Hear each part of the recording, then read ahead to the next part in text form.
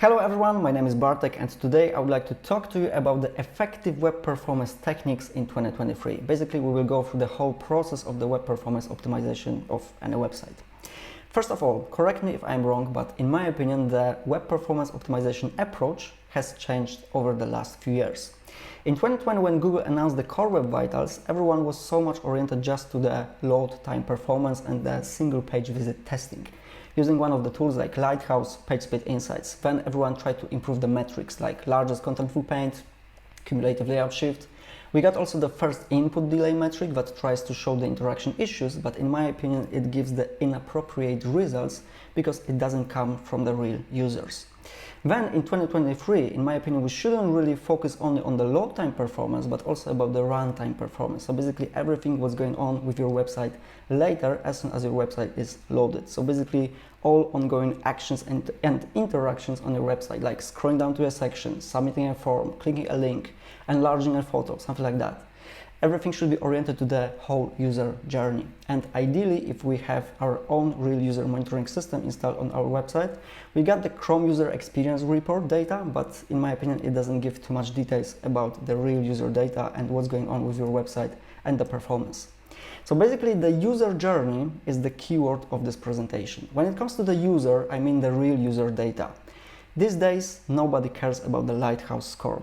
Ideally, real user monitoring should be our own, the only source of our data and the information about the performance of our website. And in terms of the journey, I mean the whole experience. So not only the overall site speed, but also transitions, interactions. We got the interaction to next paint metric, which is really difficult to be improved, but I will talk about it a little bit later.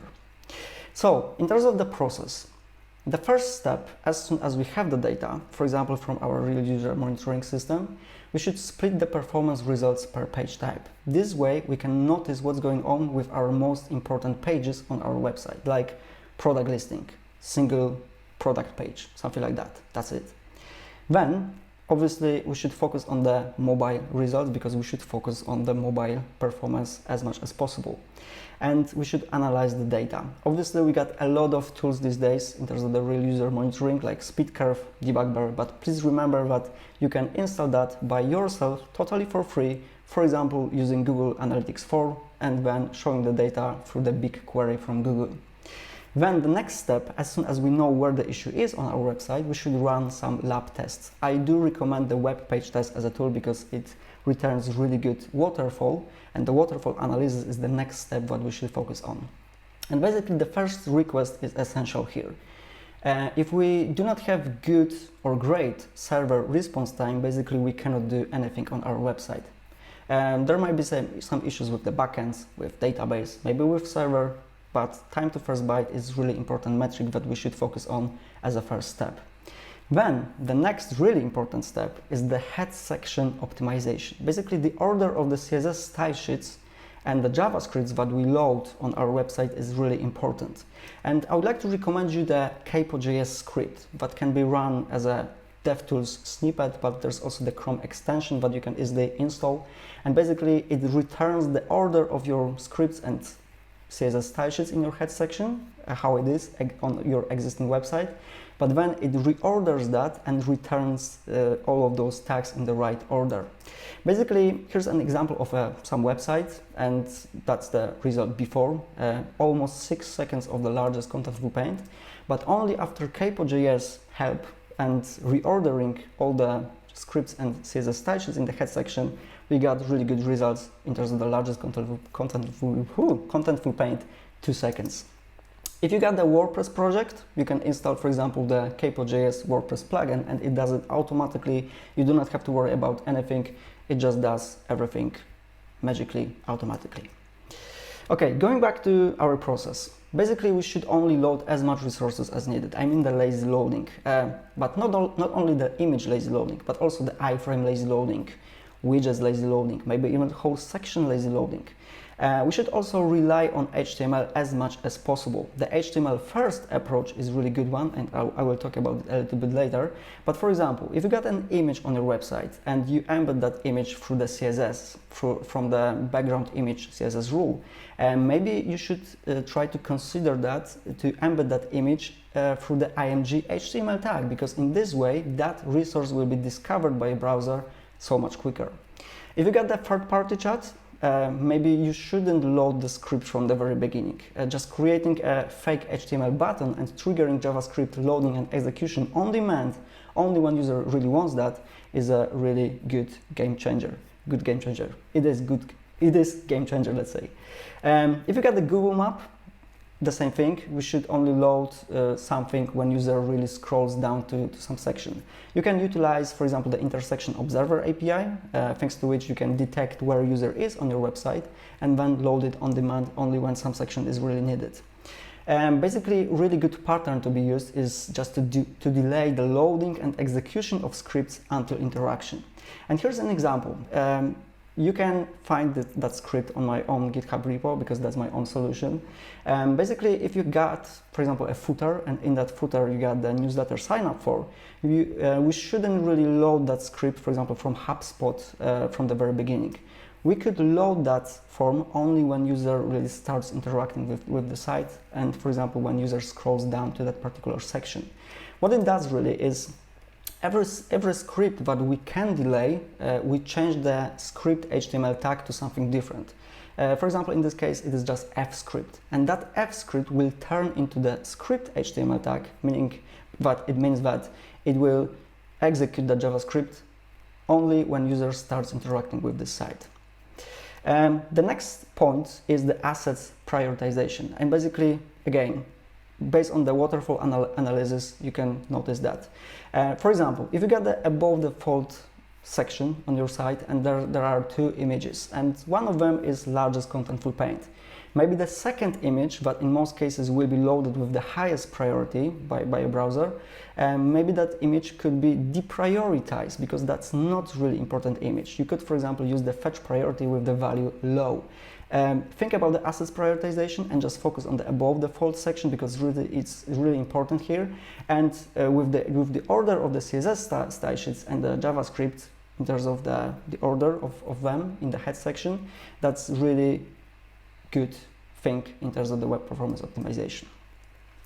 Okay, in terms of the JavaScript, because everyone knows really that JavaScript in most cases is the biggest bottleneck on every website. These days, developers use Next.js a lot, and it's really good because it does a lot of good things like image component, font component. You do not have to worry about it. We got the static site generation, server-side rendering, etc. There's also the React under the hood, really important, really popular these days. But as an every JavaScript framework, it has the same issues like hydration issue, the JavaScript size issue in terms of the boilerplate-like JavaScript that always has to be loaded and executed from the very beginning, that affects directly the total blocking time metric. We got something like Astro framework. Not sure if you have heard about it, but it's really good thing, because it doesn't mean that you have to learn a new framework. You still can create your UI components using one of your favorite libraries like React, but in terms of the server-side rendering, it's totally different compared to Next.js.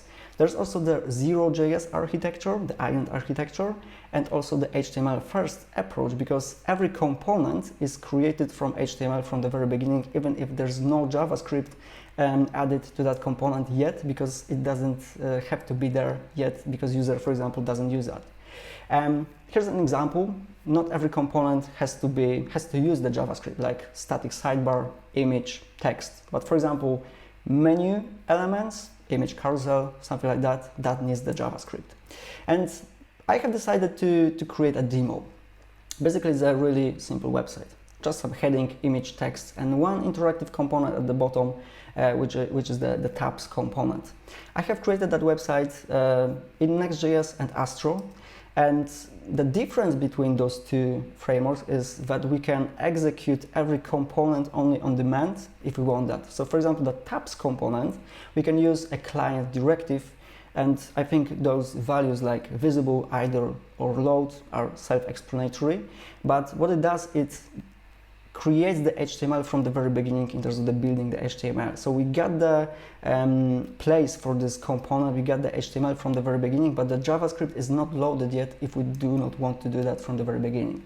I have decided to use the client visible in that particular case. And for example, if we compare the waterfalls between those two pages, we can see that Next.js always loads a lot of JavaScript from the very beginning and it affects the total blocking time. But in Astro, there's no JavaScript, there's only the HTML, and the JavaScript will be loaded and executed only when user starts interacting with that component. However, you can say that, hey Bartek, that's not really appropriate comparison because we should compare the same behavior between those two pages. So I decided to create another demo with the Astro, within the Astro framework with the client load value. So basically we load and execute the JavaScript from the very beginning. But even in that case, we can see that we load so much less JavaScript in Astro, and the page weight between the Next.js and Astro is really important here to be noticed, and the total blocking time is another metric that we should focus on. So basically less JS and more HTML. Maybe you should consider a different solution in terms of the framework and the server-side rendering, still using one of your favorite library, like for example React, but with slightly different approach with better performance. Okay, in terms of the interactions, as I said, it's really difficult to be improved. However, probably you got the INP alert from Google Search Console, and if you go to the details, basically there's no details. That's the key point here. The real user monitoring will help you to identify which particular element on your website is poor in terms of the interaction, and that's the thing, because Google Search Console doesn't give these results. That's why you should consider installation of some real user monitoring, because this way you can identify ideally which element is affected by the INP. Here's an example, for example, of the speed curve tool, that you can see exactly what's happening on your website from between your real users. You can see the whole user journey, what's going on, which device user used the website, and you can just see what's going on and which particular element was affected by the INP. As soon as we know that, the next step is to install the Web Vitals Chrome extension. Basically, if you tick the console logging, and if you create the CPU setting setup to, for example, forward down, slow down, then if you interact with the website, the INP metric results will be logged into the DevTools console. And this way you can just make sure that that particular interaction is affected by the wrong INP results. And every INP score consists of three things. Input delay, if that value is high, it means that other tasks are still running when user is interacting with your site.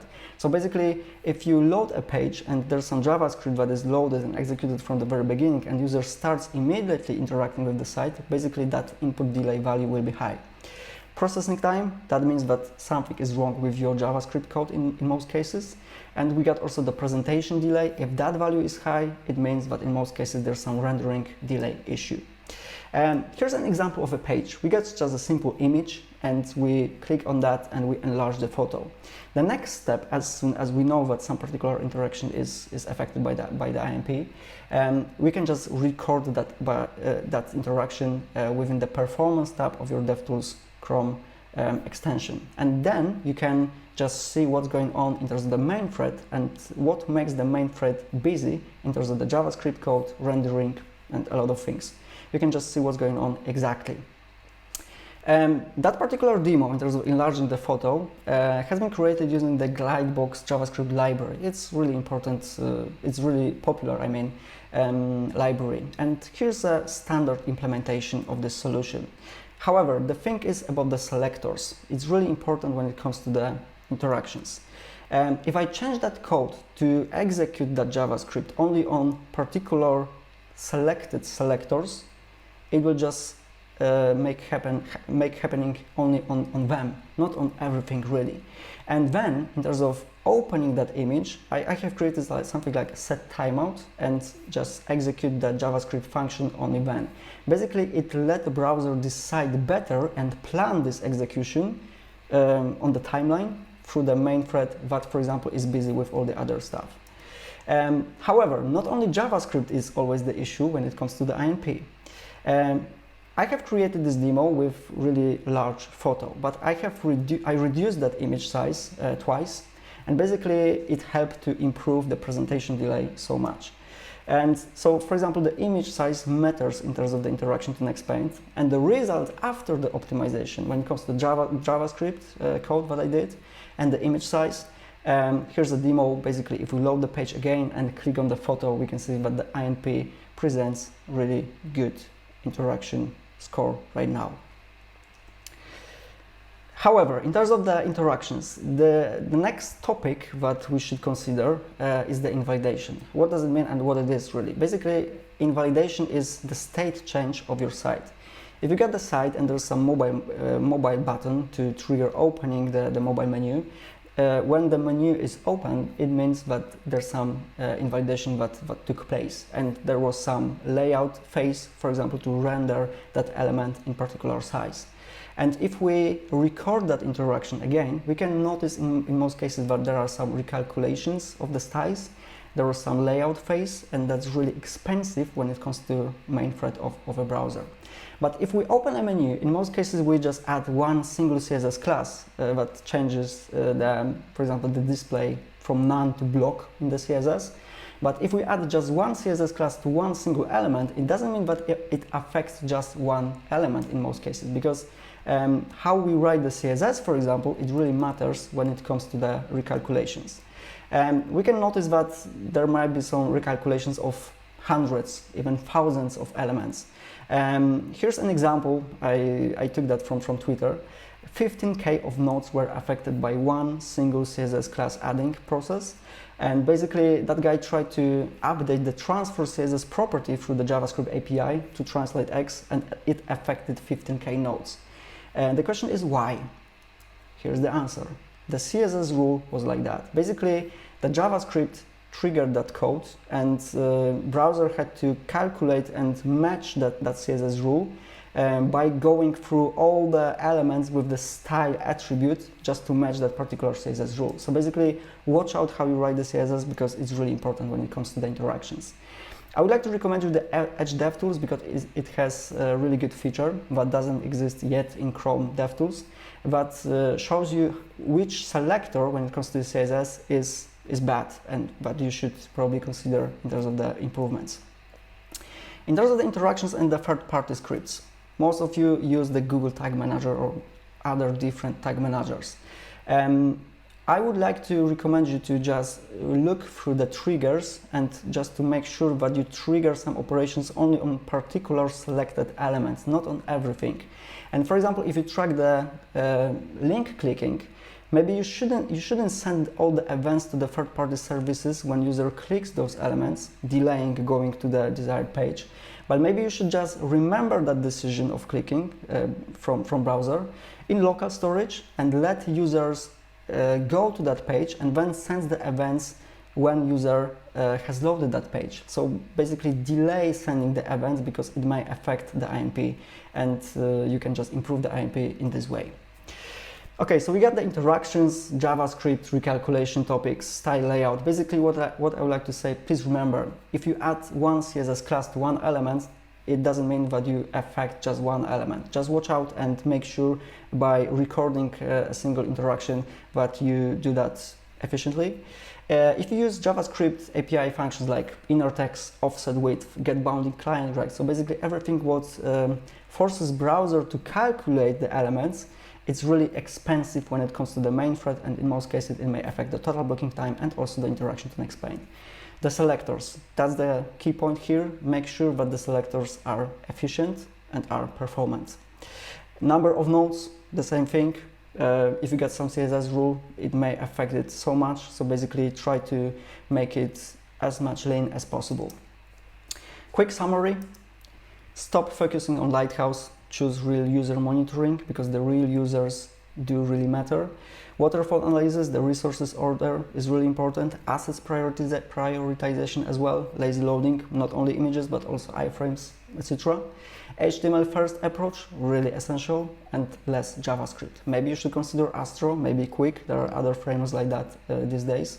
Layout invalidation, style recalculations. Basically, watch out how you write the JavaScript and the CSS, and do not freeze the interaction. Maybe you could, for example, split the tasks in your JavaScript and, for example, using set timeout or request idle callback, just to let browser decide when those operations should happen on the timeline in a better way. So basically selectors, watch out how you write them. Thank you very much. My name is Bartek. I am CTO at Studio Sidekicks Bigger Picture Agency. If you want to see more interesting insights or articles or watch more videos about the web performance optimization, please visit my website webdevinsider.pl. That is English version of the site. And thank you very much. Hopefully you enjoyed my presentation.